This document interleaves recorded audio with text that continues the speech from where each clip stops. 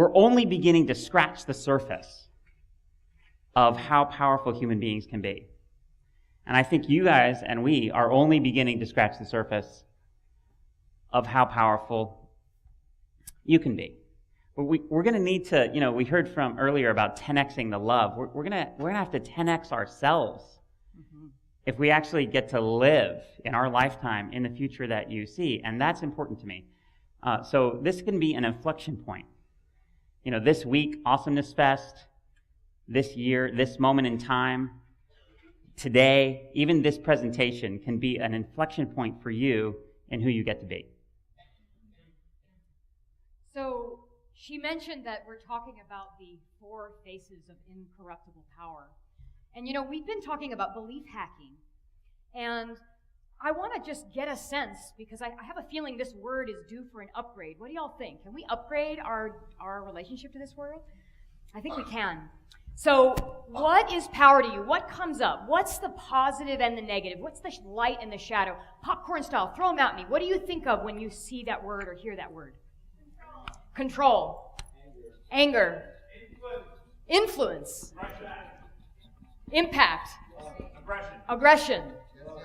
Yes. Energy. Great. So you can see here already, we're painting this picture of power, right? And on the one hand, we're thinking about influence and impact, and yes. And on the other, we've got things like aggression and control. How many of you have heard the phrase, power corrupts? Right? We're familiar with this as an idea. Now, so long as we have it, that if we're going to be powerful as humans and create the worlds that I've been inspired to hear from all of you that you want to create, if our story around us being all the way powerful has us being controlling and aggressive and manipulative and corrupt, we're never going to get there. So I really want us to reclaim this word. I want us to belief hack this word and rewrite our story. And I think if we can rewrite our story, that we can all leave this festival, this place, way more powerful. And it's one of the things that I'm most inspired to do, especially with women. When I talk to women and they tell me about what it's like when they're powerful, some of the negative stereotypes come up, like bitch. We get called bitch, right? Which is a woman who's too assertive, right? Or maybe we get called slut, a woman who is owning her sexual power a little too much, right? Or maybe even we're called a witch. I was called a witch today, which I found as a compliment. I like that. I own that.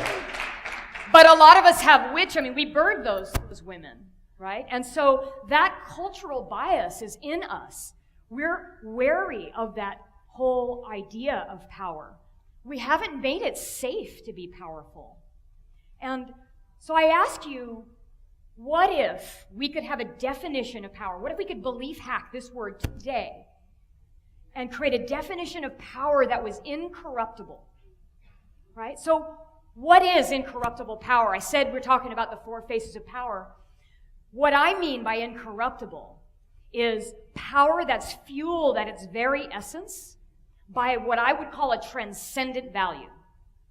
Right? And a transcendent value is a value that if you multiplied it across all time, across all people, everybody wins.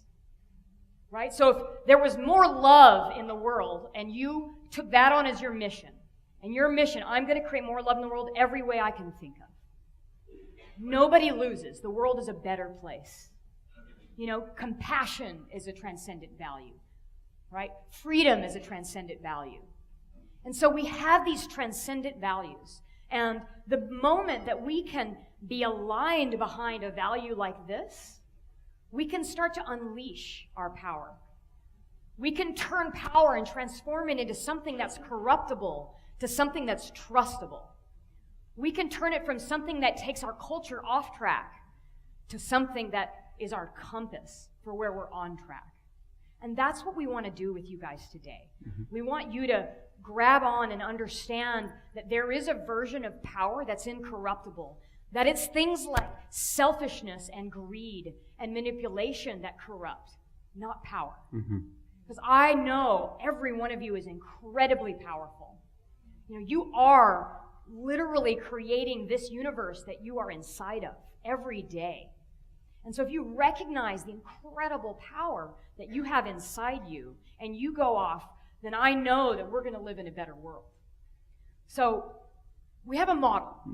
But before we get to that, yeah. One thing you guys may not know about us, we've helped 7 companies grow, not just to 10 million or 100 million, but to $1 billion in revenue. So as the coach of the CEO or management team of companies like LinkedIn, we worked with Apple, Microsoft, LSI, Cisco. Over the last 15 years in Silicon Valley, we worked with basically the most powerful leaders of innovative technology. And so we've seen a lot of versions of power. And the way that we've been able to help these companies grow so successfully so often is by giving the most power to the people with the best values. Not even necessarily the best ideas, but the best values, those transcendent values. And so we want to give you guys the most power. Because in meeting you and spending time with you in these last few days, we love what you love. So this is our bid for you to become more powerful and to demystify it by showing you how actually your power profile can work. Yeah, so we have a model. And it's a really innovative model that is easy to remember. And so let's talk about what these 4 faces are of power. And as you're listening to us and seeing these faces, just see which one feels like is your face. Which one do you easily wear? And look at which ones feel to you like you have more nervousness, that you feel more resistance putting on. Now, in my view of power, I see it as kind of an aspect of archetypal energy. And on each side, there are multiple faces, right? There is a masculine form of power, and there's a feminine form of power, right? And equally so, as you have masculine and feminine forms of power, these are very different energies. But there's also an active form of power, the kind of power that you're entering in and penetrating the space with. But there's also a passive form of power, right? And for the most part, we have our view of power. I know when I think of the word, I have the vision of kind of like my father. I grew up with a father. He was like 250 pounds, 6'4" warrior. He was in Vietnam, medals all over his chest. He took up a lot of space every room he entered. Meeting him was fascinating, yeah. You know how that mythology that you always marry, your father or your mother.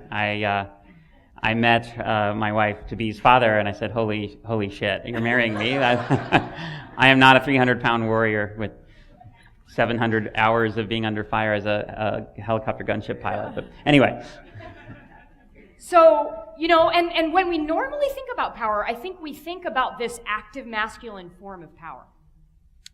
And the active masculine form of power is, just think of these as archetypal energies, but it's penetration, right?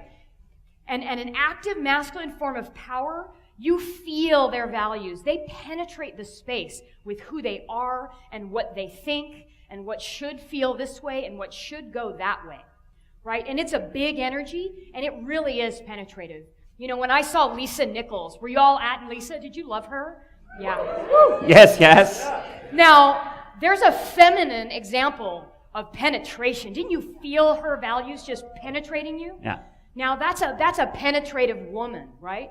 And these energies are in us, right? This is the masculine in all of us, right? When we penetrate, we let everyone feel who we are. We don't leave the space without you knowing that we were there, right? And if you're uncomfortable going here, if you are one of those that sits in the back and doesn't want to be seen and isn't leaving every room different because you were there, this is the face that you need to work on.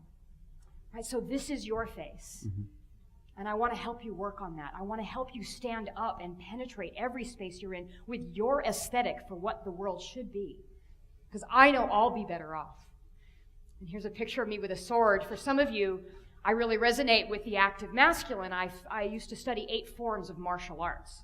So she's alive and well in me, that warrior essence, right? So who's not afraid to penetrate the space with who I am and what I think and what I feel. And she's being modest. Study means she's a brown belt in 8 forms of martial arts simultaneously. So that's active masculine. The next form, if you go from the active to the passive masculine power, what we've noticed is there's a tremendous power in silence, actually, in holding space. You guys have heard the term that they invented in California, holding space? It really means being receptive to anything, including the scariest thing, which is the unknown.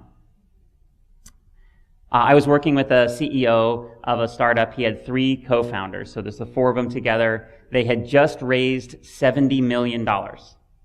So imagine 4 kids under 30 years old, and now they have $70 million in the bank to make their vision come true. And they were in crisis. The relationships between these founders were in crisis. I was working with the CEO, using what I've learned from Jennifer and this model. I understood his power profile and that he was really strong in this area of holding space. So we decided to leverage this strength. He had a meeting and he met with the founders and he just said, okay, tell me what's going on for you. Tell me your concerns. And they were venomous. They said, we don't think you're a good enough CEO. We think you're bullshit. We want you out. We think this is horrible. You're ruining this place. You're going to waste this money. We don't believe in you. And they just went at him for 30 minutes. And he just listened and he held space, meaning he accepted, he completely included everything that they said, not reacting against, not validating, not invalidating. And he said at the end, is there more? And they said, yeah. And they kept going for another 30 minutes. And he said, okay, is there more? This lasted for 4 hours. At the end of 4 hours, he had heard them, and they were kind of out of energy. They were like petered out. They'd talked themselves out, right? They were like, ugh. And he said, is there more? And they go, no, I think that's it. And he said, well, I'll tell you what. We clearly need a CEO. And while it may be true that I'm not a good one or an adequate one, I've never done it before, neither have you, we don't at this point have another option. And the people that just gave us $70 million gave it to us with the assumption that I'd be leading. I think it would be more disruptive for us to change that than for us to move forward. So I'll make you a deal, he said. I promise to listen and incorporate everything you say into my decision making. And I promise that I'm going to be the one making the decision. So you have the option of sticking with me or leaving. And those 4 people are leading that company today. So that's an example of how you would hold space in a leadership context. Yeah, and just imagine that CEO that all he could do was penetrate the space and just say what he thought. Imagine if you were working in that company, how there was no room for what you felt. There was no room for your ideas.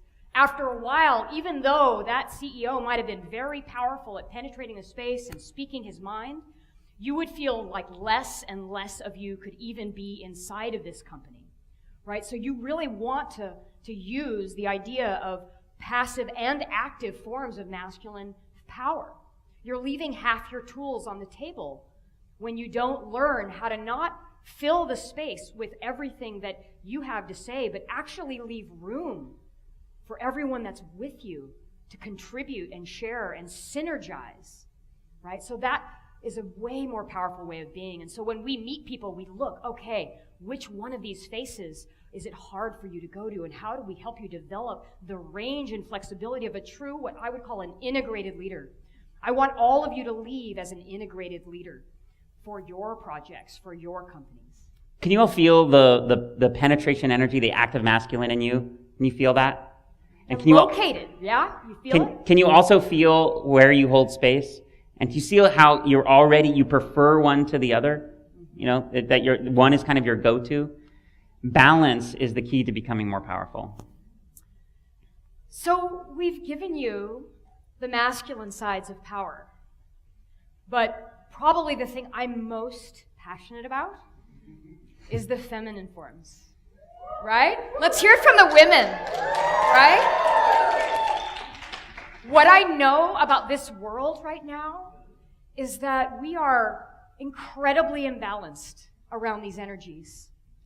And it's not that either energy, masculine or feminine, is right or wrong. It's the imbalance that's leading us to problems with the magnitude and urgency and complexity of what we're facing right now.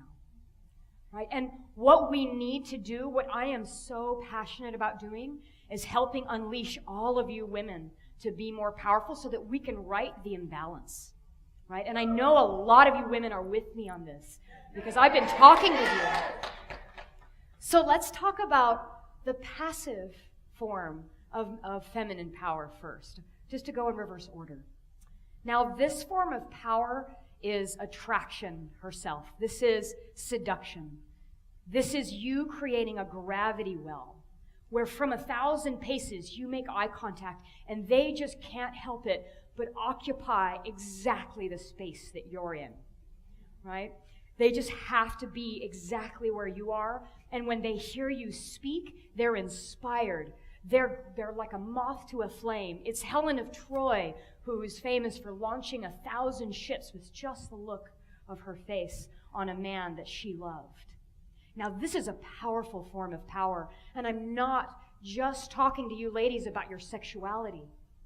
I'm talking to both of you, men and women, about your ability to empower, not seeking power for your own state, but actually to draw people to you and then to create a field around you that empowers everybody, a flurry of activity. When you raise your hand and say, this is the vision I have, you have people from everywhere coming saying, I want to join your cause. You know, I think of JFK, one of our presidents who was so incredibly charming, and you just wanted to join his cause. Even Martin Luther King had aspects of both penetrative energy and also a gravity well around him that changed the civil rights movement in our country. Right? And so this is a powerful force. And I want you women to be right with your energy here, that most of the women that I talk to, they stifle a lot of it. They're afraid to be sexual beings. They're afraid to be attractive and seductive in who they are and what they care about. And I'm here to tell you that the world needs that because it's the energy of love itself. The energy of love is gravity. It's gravity, it's attraction. And this is the passive feminine form. She's not filling the space. She's drawing you to become your best self all around her. The passive feminine understands that everyone else is more powerful than just one person. And so if she can draw them, if the passive feminine in me can draw all of you together towards one single goal. And, so Jennifer leads Camp Mystic at Burning Man. Has anyone either camped or heard of Camp Mystic? Yeah. Yeah. See us. It is an extraordinary place that erupts in 2 days out of just dust around Jennifer. And she just draws people to her who give their all to create truth, beauty, and an extraordinary environment. Thank you. It's amazing. So, I mean, who doesn't want to sit on that couch? Come on. Right? Exactly. It's the understanding that the all is more powerful than the one.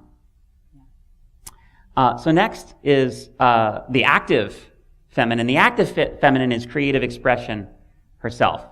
I have a lot of active feminine in me because it's that spontaneous energy. The main difference between the active masculine of penetration and creative expression is that creative expression is sourced not from within and from your values, but creative expression is sourced from the needs of the field, of the environment itself. You cannot have a plan and be creative. All of the most creative people in the world, and I've written books and symphonies and just about everything that can be written, I know that my most creative moments are when I get out of the way. Have you guys heard that? Have you heard creative people speak about this? Have you experienced it yourself? Flow state is the active feminine. It's when you get out of the way and you allow what's emerging in real time to come through. I was coaching another CEO, this one a woman, an incredible woman, and she was pitching an investment from Sheryl Sandberg.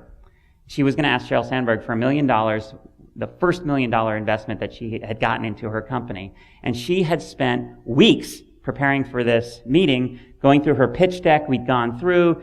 She was prepared like an expert witness in a federal case. She was ready to go. And she got in front of Sheryl, and she felt the field, and she felt the deck, and she knew it was wrong.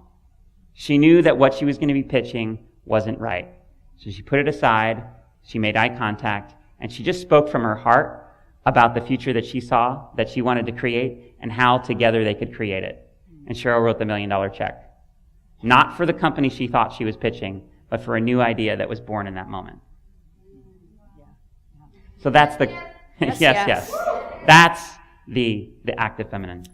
And I want to say one more thing about it, which is the active feminine is creative expression, and this is the key to an infinite source of intelligence, because you're tapping into what? Your intuition, right? Your intuition isn't the linear mind of experience that the active masculine tends to use. It's pulling from the field itself. It's literally all of the intelligence of the entire universe coming at you simultaneously, giving you the whisper of an impulse to drop the plan and pay attention to what's needed moment by moment. And it changes moment by moment. And it's you surrendering to that infinite intelligence. That's creative expression. That's so much smarter than me, and it's so much smarter than you.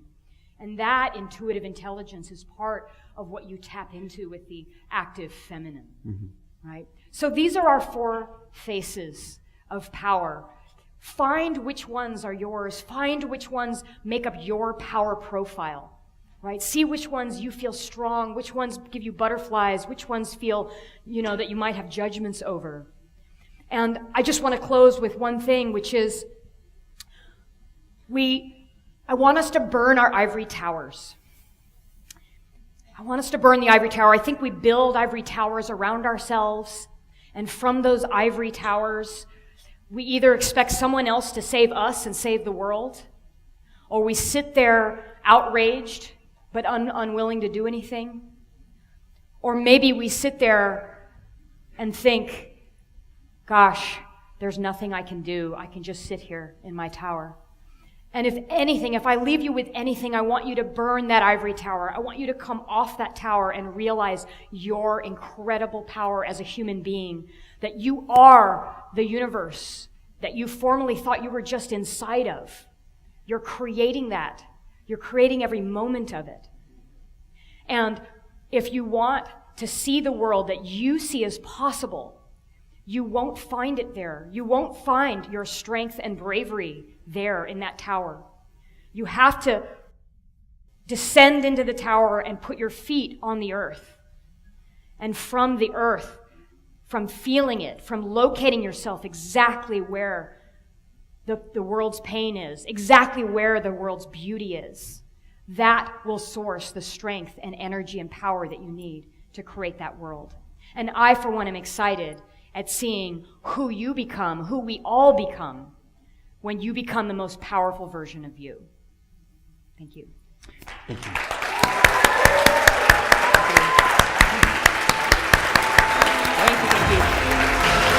Thank you guys so much.